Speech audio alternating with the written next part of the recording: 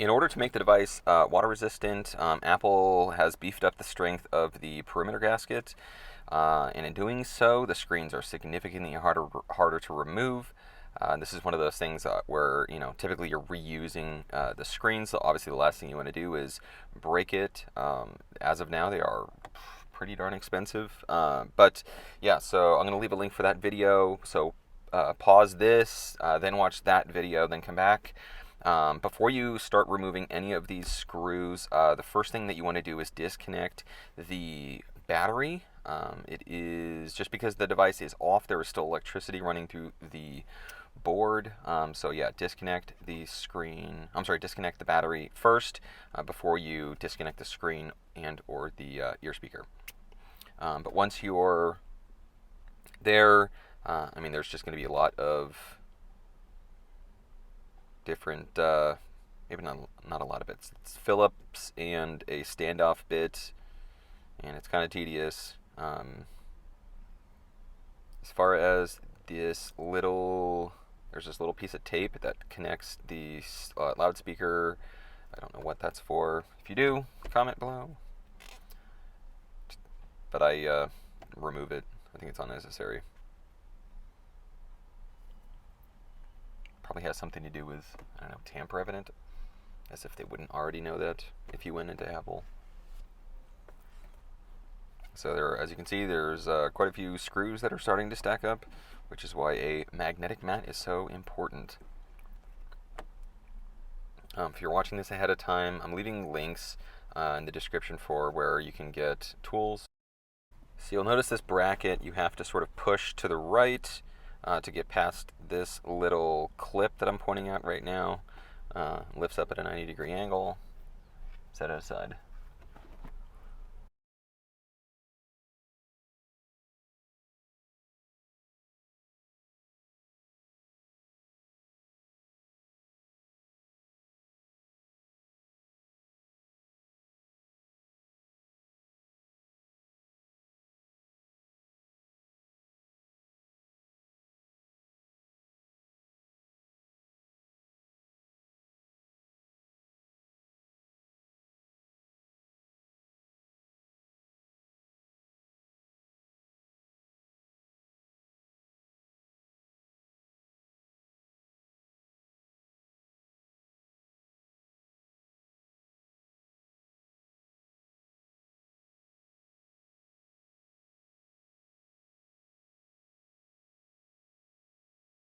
So part of this process is we need to remove the SIM tray, or that SIM reader,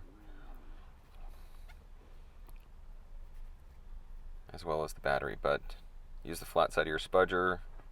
You don't need much force, as you can see right there. That was real time, that wasn't sped up. There was a little bit of adhesive that that little piece, as you can see, is stuck to. You don't need heat or anything, just be gentle.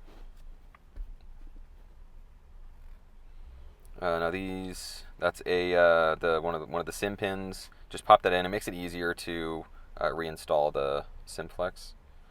Now next up, we're removing the battery, and the technique, as you can see, that I have is I like to get those pull tabs started, and then I come in with 91 or 99. Do not use 70. 91 or 99% rubbing alcohol, isopropyl alcohol, and just be gentle. That's helped me out quite a bit.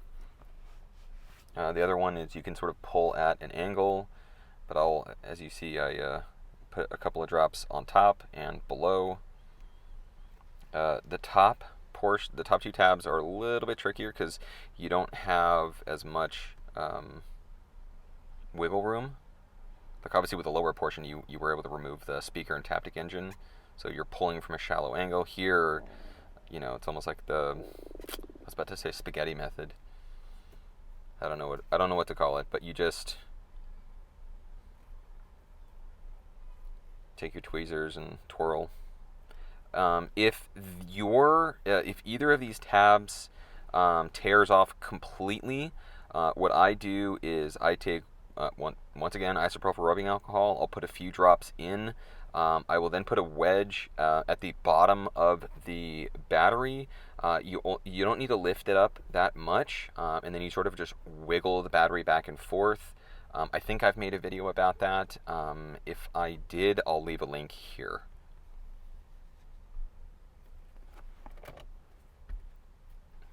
So, unlike other models, a lot of other charging ports have a bunch of adhesive along the length of the charging port, sort of leading up to the board. This one, there really isn't much. There's a little bit that holds that microphone that I just released right there. And then there is some holding the actual charging port to the frame. You will see it right there. I just cut it away with the flat side of the spudger. And then the microphone to the left of that, which you'll see right here. You don't need heat. With a lot of the older models, you'd sort of have to heat it up to get it to easily remove. This one you don't. That's just some foam left over.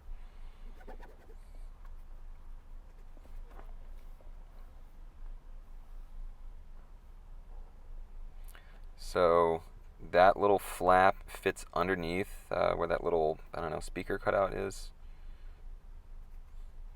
Now something that I like to do is I like to, and you'll see me do this in a sec, but put a charging port in just to make sure it fits in properly, it fits flush, because if it doesn't, you're going to find out when I've done this on more than one occasion where you find out at the end of the repair after you have to, then you got to take everything out. So usually I like to do it before all that.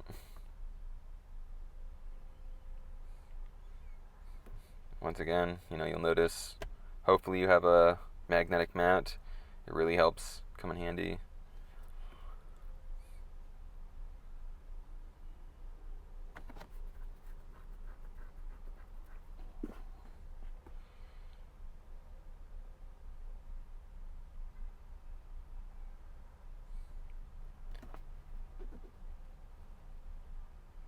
So with wider flexes like that, usually I like to, I avoid pressing in the center because you can sometimes bow the flex. So I'll do a left to right or right to left. Same thing with the LCD. So when you go to reconnect the LCD, I don't press in the dead center, especially considering how fragile, not fragile, but expensive that screen is. Obviously the last thing I want to do is, damage the flex of all things. As of now, that's like a decent screen is like over $200. It'll be a while till that comes down to I don't even know what you would consider to be reasonable, but whatever.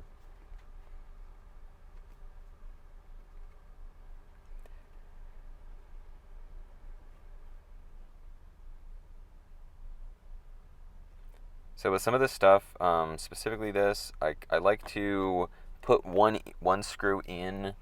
And then I won't actually tighten, so like that Phillips for instance, I won't tighten that until I get the other two standoff screws in, just because if you crank it down, if the other two standoffs aren't aligned properly, then you got to loosen it, and so that's a technique I have, especially with a lot of the retaining plates are that way.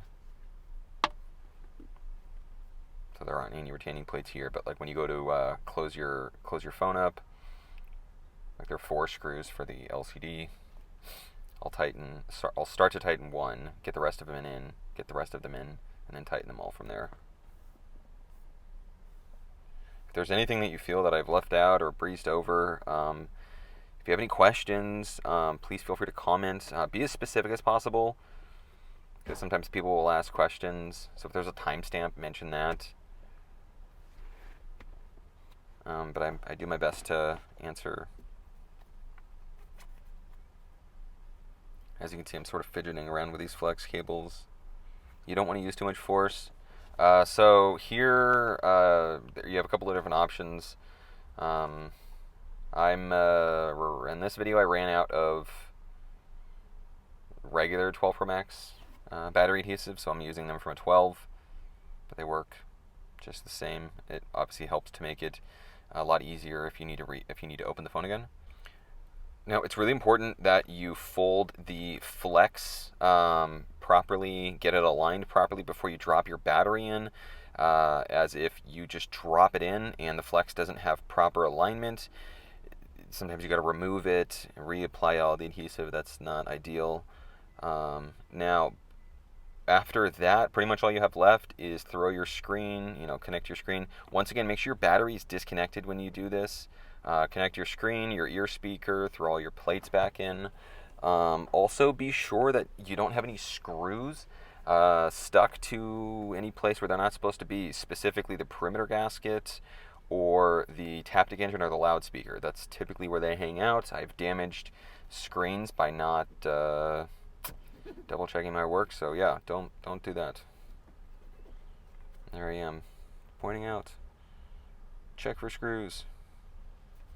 Thank you so much. If you have any questions or comments, leave them below. Have a nice day.